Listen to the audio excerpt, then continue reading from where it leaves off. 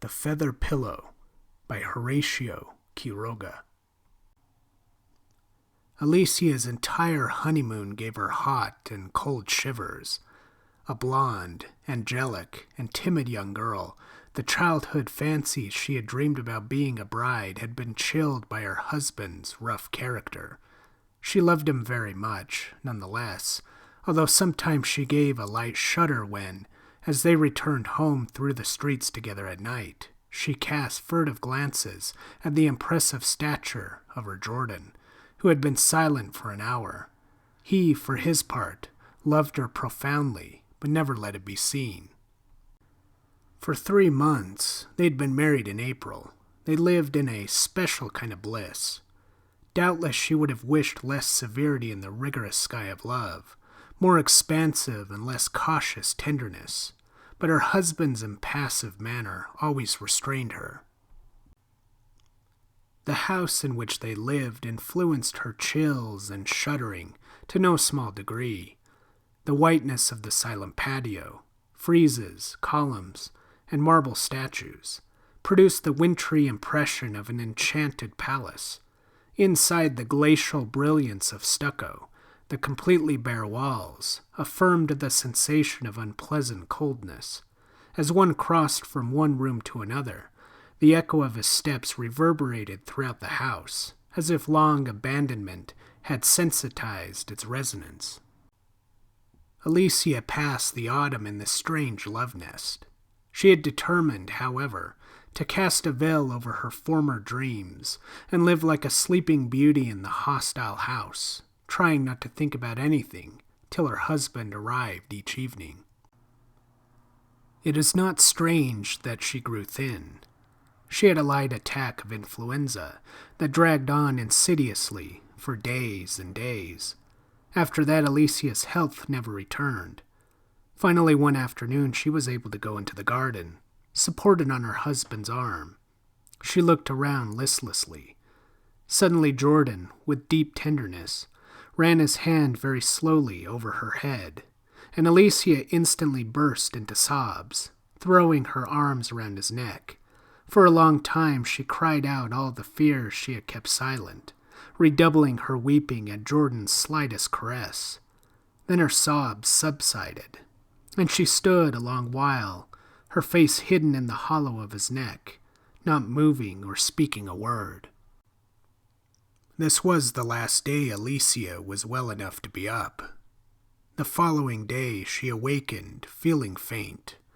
Jordan's doctor examined her with minute attention, prescribing calm and absolute rest. "I don't know," he said to Jordan at the street door.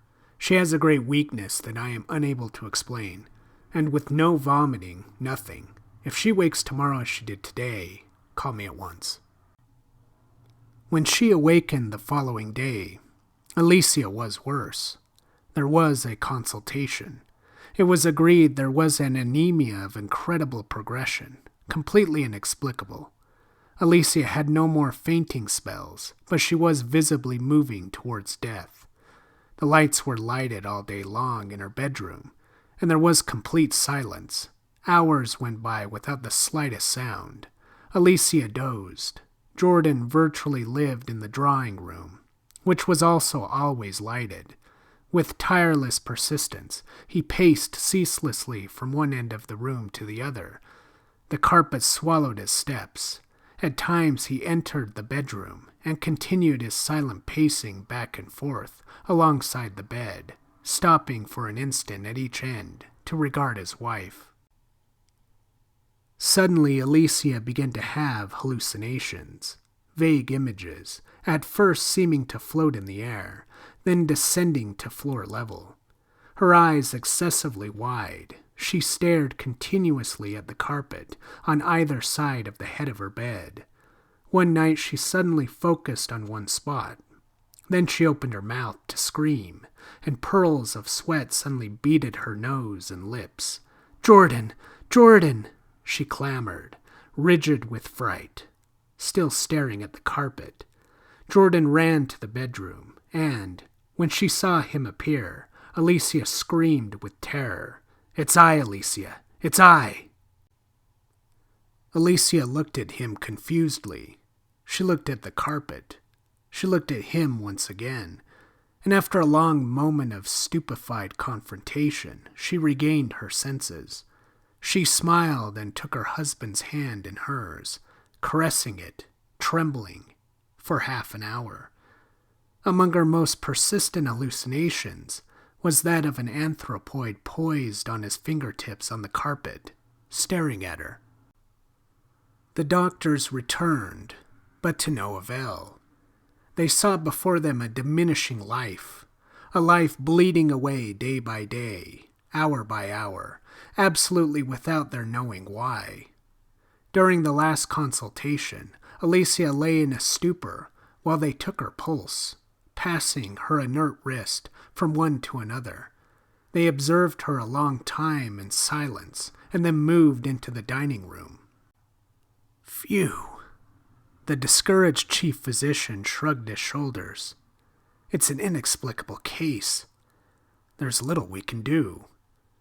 That's my last hope, Jordan groaned, and he staggered blindly against the table. Alicia's life was fading away in the subdelirium of anemia, a delirium which grew worse throughout the evening hours, but which let up somewhat after dawn. The illness never worsened during the daytime, but each morning she awakened, pale as death, almost in a swoon.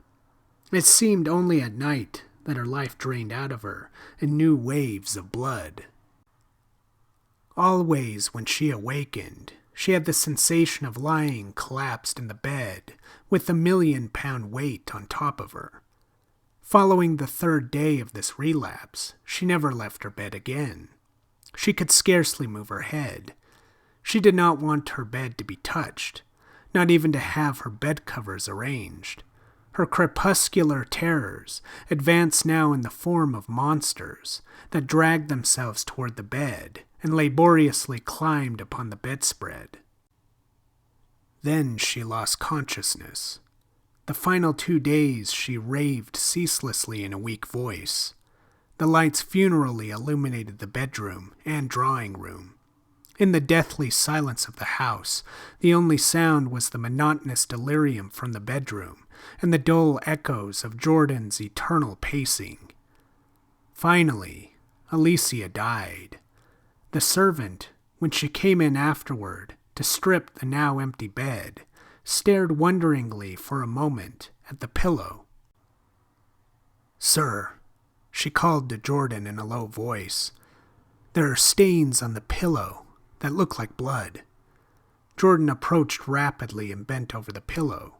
Truly, on the case, on both sides of the hollow left by Alicia's head, were 2 small dark spots.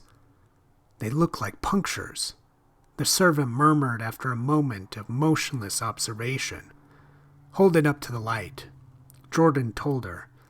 The servant raised the pillow, but immediately dropped it and stood staring at it, livid and trembling. Without knowing why, Jordan felt the hair rise on the back of his neck. "What is it?" he murmured in a hoarse voice. "It's very heavy," the servant whispered, still trembling. Jordan picked it up. It was extraordinarily heavy. He carried it out of the room, and on the dining room table he ripped open the case and the ticking with a slash. The top feathers floated away, and the servant, her mouth opened wide, gave a scream of horror and covered her face with clenched fists. In the bottom of the pillowcase, among the feathers, slowly moving its hairy legs, was a monstrous animal, a living, viscous ball. It was so swollen one could barely make out its mouth. Night after night, since Alicia had taken to her bed, this abomination had stealthily applied its mouth, its proboscis, one might better say, to the girl's temples, sucking her blood. The puncture was scarcely perceptible. The daily plumping of the pillow had doubtlessly at first impeded its progress, but as soon as the girl could no longer move, the suction became vertiginous.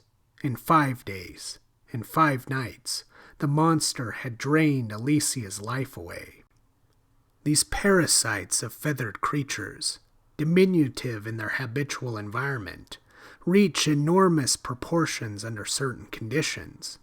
Human blood seems particularly favorable to them, and it is not rare to encounter them in feather pillows.